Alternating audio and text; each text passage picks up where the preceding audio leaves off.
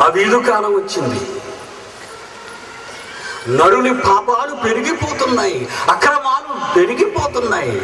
అక్కడ మరలా ఆయుష్క్షీణాన్ని చేశాడు. కీర్తనల గ్రంథం 90వ అధ్యాయము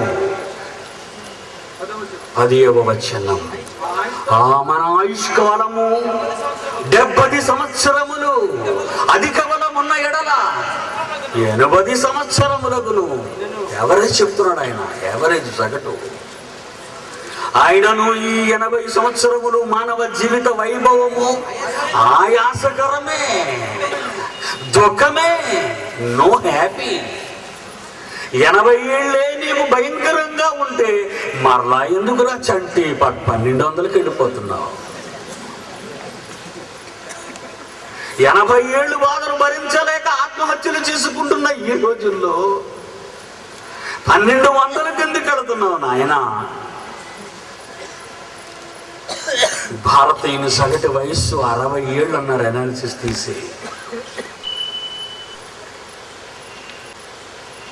60 ఏళ్ళు వాడిని 1200 సంవత్సరాలకు పెంచాలనుకుంటుంది మానవ జ్ఞానం.